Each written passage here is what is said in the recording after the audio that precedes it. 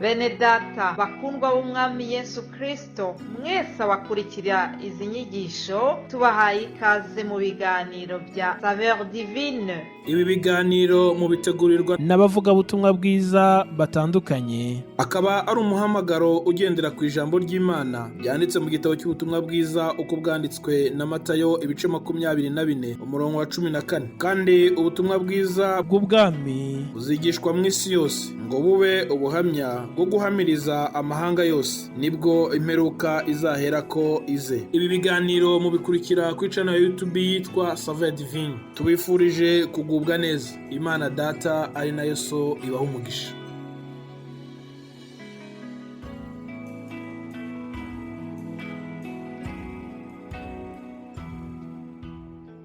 Ndabaramukije inshuti bakundwa b'umwami wacu Yesu Kristo, muri kumwe na mwene so Ntakarutimana Eric mu kiganiro ca Saveur Divine.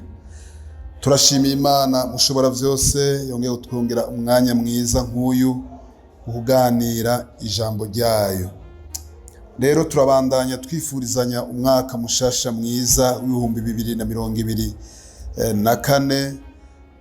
Bene data bakundwa, ndabifurije umwaka uzotubere umwaka udasanzwe, umwaka wo gukura mu buryo bw'impwemu, umwaka wo gushigwa habona, umwaka wo gukora tuganesha ivyatunesheje mu 2023. Umwaka tuzobineshe, umwaka w'inyishu mu buzima bwacu no mu miryango yacu. Imana nibahezagire. Rero turi ku ijambo rivuga ngo Imana irusheho kutwishimira. Nkuko bisanzwe buri ndwi tuba dufise ijambo duhagararako tukariganirako n'abakozi b'Imana batandukanye, indwi yose igahera ariryo tuvuga. Rero muri ino ndwi abakozi b'Imana batandukanye bazorivugako. Rero tugomba dusangira amajambo dusanga mu gitabo cy'ivyakozwe n'intumwa, igice ni 10, duhere ku murongo wa mbere dushikane ku murongo wa 4. Indanze y'amajambo ivuga ngo umumarayika yiyereka Koruneliyo. Ku murongo wa mbere, i Kayisariya hari umuntu yitwa Koruneliyo, umugabisha w'abasoda 100 bo mu ngabo zitwa Abanyetariya. Yari umuntu yubaha Imana akayitinyana n'abo mu nzu yiwe bose. Yagirira abantu ubuntu bwinshi, agasenga Imana ubudasiba. Abona yeretswe imbona nkubone umumarayika w'Imana yinjiye iwe ahari nk'isaha 9 z'umunsi. Aramuhamagara ati Koruneliyo, nawe amukanurira amaso afise ubwoba. Aramubaza ati ni iki ga mwami? Aramwishura ati gusenga kwawe n'ubuntu bwawe vyaduze biba icibutso imbere y'Imana. Imana yacu nishimwe cyane. Tubonye amajambo meza tubwira umuntu wa Koruneliyo, yari umusirikare w'umugabisha ngo basoda 100. Tubona rero agendegwa n'umumarayika w'Imana. Mbega Koruneliyo agendewe n'umumarayika w'Imana kubera iki? Tubona ngo yari umuntu yubaha Imana, ngo akayitinyana nawo mu nzu yiwe bose, hanyuma kandi gukagira ubuntu bwinshi, hanyuma kandi bagasenga Imana ubudasiba. Imana yacu nishimwe cyane. N'ibintu bikomeye cyane kubaho mu buzima bwa mbere bwo gutinya Imana, hanyuma nabo mu nzu yawe, inzu yawe ukayigisha kubaha Imana, ukayigisha gutinya Imana, ukayigisha gusenga. Hanyuma ikigeretse kuri uko gusenga, yasenga iminsi yose, ntabwo yasenga rimwe rimwe, yasenga iminsi yose. Hanyuma ikindi kigeretse ku gusenga ngo yagira ubuntu bwinshi. Kugira ubuntu bene data hamwe bifatanije no gusenga bibicibutse imbere y'Imana. Haleluya. Uyu muntu witwa Koruneliyo tubonye ngo hambavu yo gutinya Imana yasenga iminsi yose ubudasiba. Bene data, abantu twamenye umwami Yesu, abantu twamenye ubushobozi bw'iyo Mana, kugira ngo ibandanye twishimira turasabwa gusenga misi yose. si ugusenga ku munsi wa Mungu gusa, si ugusenga ya masengesho rimwe mu ndwi cyangwa kabiri mu ndwi wisonzesheje, ariko bisabwa gusenga misi yose. Haleluya. Hanyuma rero habavu gusenga haca tugereka ko kugira ubuntu, kandi atari ubuntu bukeya ahubwo ubuntu bwinshi. Kugira ubuntu bene data, aha tubaye mu kibano aho umwe wese abaye, hariho ibintu biri imbere yiwe bigaragaza ko akwiye gukora ubwo buntu. Hari abashonje mu bana, hari abagenda gusa mu bana, hari abagwayi bari mu bitaro, hari abari mu mabohero bapfunzwe. Genda ugire ubuntu mwene data, genda uraba bari mu bitaro, genda usuhuza abagwayi basengere, genda wambika abagenda gusa. Ushobora kuba muri garderobe yawe yuzemo impuzu, hari n'izo utacambara, hari n'izo utibuka, ariko uragenda kubwire kugira ubuntu. Birakenewe imbere y'Imana. Genda ugira ubuntu, genda ufasha abagowe, genda ufasha abamerewe nabi, genda usuhuze. Haleluya. Genda usuhuza bari mu mabohero, kuko n'ijambo ry'Imana ribidusaba. Hari ibyo tuzoshika imbere y'Imana, Imana ikavuga ati mvero sinigeze ndabamenya. Haleluya. Hari amajambo azovuga biri mu butumwa bwiza bwa Matayo igice 25. Haleluya. Imana nishimwe. Bene data rero tubona rero ngaho iri jambo ritubwira ngo kubaho mu buzima twishimirwa n'Imana. Haleluya. Tubeho mu buzima aho Imana itwishimira. Koroneli yagendeye n'umumarayika kubera Imana yamwishimiye. Ntabwo umumarayika ashaka kugendera akuzaniye message nk'iyi ivuga ngo ugusenga kwawe no kugira ubuntu kwawe byarumviswe, Imana itakwishimiye. Ivyo ntibishoboka. Imana tubona igendera Koroneliyo imubwira amajambo amuremesha, amajambo amutera intege, amajambo amusunikira kubandanya senga cyane, kubandanya duza kugira ubuntu bwinshi, kuko Imana yabona ibikorwa yakoze, kuko Imana yabona kugira neza kwiwe, kuko Imana yabona kwitanga kwiwe, kuko Imana yabona ivyo yakoze. Imana nishimwe. Abwirwa ngo ugusenga kwawe n'ubuntu bwawe bwinshi ngo vyaduze bibicibutso imbere y'Imana. Mbega mwene data, wewe Imana yo kwibukira kuki? Imana ikuravye mbega irakwishimira? Mbega ubona yo kwibukira kuki? Mbega ubona ico tuma Imana ihagurutsa umumarayika ati genda ugendere uriya muntu umubarire ko namwishimiye, umubarire ko ubuntu bwiwe bwashitse? Mbega ubona ukwiye gukora iki? Imana nidufashe cyane. Haleluya. Turasoma andi majambo dusanga mu gitabo c'Abaheburayo igice ni ca 11.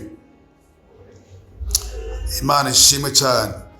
Igitabo c'Abaheburayo igice ca 11 ku murongo wa 16 havuga ngo ariko noneho barifuza igihugu kirushirije ico kuba ciza nico mwijuru, nico gituma Imana itamaramazwa no kwitwa Imana yabo, kuko yabateguriye igisagara. Imana ishimwe. Aba bantu Imana iko iravuga n'abantu bagendanye n'Imana. Haleluya. Aya n'amajambo avuga babaye abahizi mu kwizera. Hari abantu bagendanye n'Imana. Umusavyi w'Imana Enoki yagendanye n'Imana.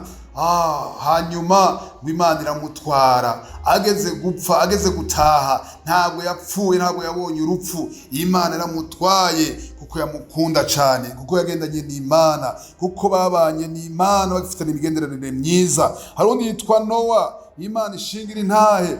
Nowa Imana iramubwira kubaza ubwato, arumvira. Haleluya. Imana yashaka ko tuyizera bene data. Imana yashaka kwivuze tuyumvira. Hari amajambo twumva buri munsi. Imana ivugana natwe buri munsi bice mu bakozi bayo. Haleluya. Ariko ikibazo amajambo twumva aca mu gutwi agasohoka mu kundi, ntabwo ashika mu mutima ngo tuyumvire twongere tuyashire mu ngiro. Uyu musavyi w'Imana Nowa, Imana imaze kumubwira kubaza ubwato, ndetse ubwato yaburaziye ku musozi, abantu baramwitegereza bagira tujya mutama aragwaye mu mutwe, ujya mutama karabaye, ariko yari afise ibanga ry'Imana, yari yavuganye n'Imana. Haleluya, yari yumviye Imana kandi Imana imuravye iramushima. Hari undi yitwa Aburahamu, na Aburahamu Imana imuhamagara ari mu gihugu cy'Ubukarudaya, imubwira iti va mu gihugu cawe, va mu muryango wawe, va mu nzu ya so, ugende mu gihugu nzokwereka. Haleluya, ngo nzoguhezagira,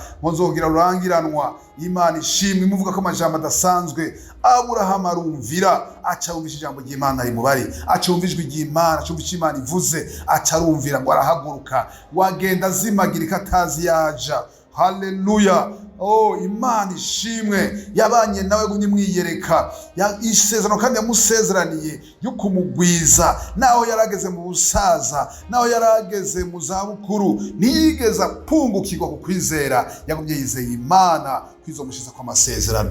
Imana ihabwa icubahiro. Rero mwene data, niri jambo turiko turaganira ko mbega wewe Imana ikuravye irakwishimira, mbega ikuravye urasenga, mbega hamaze gusenga hari ubuntu bwinshi ugira, iki Imana yokwibukira ko ni giki. Imana idufashe cyane. Mbega aho ku kazi ukora, mbega uri umwizigirwa, mbega igiturire kije umukoresha watari hari, mbega uracihanganira, mbega mwigeme iyo bariko bagerageresha amafaranga mu byaha by'ubusambanyi, mbega uravyihanganira, uribuka ko hari Kristo Yesu wakiriye ukavyihanganira. Mbega mushinga ntaye, mbega mumama, mbega musore, mbega ahuri Imana ikuravye irakwishimira, ubona hari imigenderanire myiza mufitaniye, mbega ubona Imana ntabwo imaramazwa no kwitwa Imana yawe. Haleluya, ivuga amajambo akomeye cyane ngaha mu gitabo cy'Abaheburayo, ngo ntabwo Imana imaramazwa no kwitwa Imana yabo. Haleluya, turagomba kwitwa abantu Imana ishima, abantu Imana ihimbarirwa, abantu Imana itamaramazwa no kwitwa Imana yacu. Mwene data, nimba utaratera intambwe ngo winjire muri umuryango w'abashobora gushimwa n'Imana, Imana ishaka bayikorera mu kuri no mu mpemu, reka ndagusabe ahuri utera intambwe, ugendera umukozi w'Imana agufashe kwakira uwo mwami w'abami Yesu Kristo, agushoboze kugira ngo ube mu buzima buhimbara Imana. Utabe mu buzima buhimbara Imana, uba mu buzima bubabaza Imana. Kandi umugabane w'abantu bari mu buzima bubabaza Imana urahari, wori umugabane wo muri Gihenomu, ukuzoja mu muriro utazima. Ariko bari mu mugabane Imana iraba igahimbarirwa, ntimaramazwa no kwitwa Imana yabo, ikanezerererwa, abo bafise umugabane mw'ijuru. Haleluya, niho Kristo avyagiye uburyo bwa Data, kandi abamwizeye tuzokwimana nawe igihe cyo kwima ingoma. Imana ishimwe mwene data, kandi guhezagire, igushoboze kuba mu buzima bwo guhimbara Imana. Reka ndagusengere mu izina rya Yesu. Data uhoraho nyaguhora ku ngoma, mu izina rya Yesu Kristo ndasengeye umuntu wese azokumvira ijambo mwami, umuntu wese mwami mwiza yakwakiriye, reka usuke mpemu yera kugira ngo adushoboze tube mu buzima bwo guhimbara. Abatarakwakira nabo ga Kristo nk'uko wabigabiye, wabivuze kuva kera, reka mwami wanje ubagenderere, ubahe kukwakira, ubahe kukumenya, kandi tuje tuba mu buzima bwo guhimbara, kuko hari igisagara waduteguriye mw'icubahiro kibi cawe, mu izina ry'umwami wacu Yesu Kristo. Amen, amen. Imana ibahezagire bene data. Amen.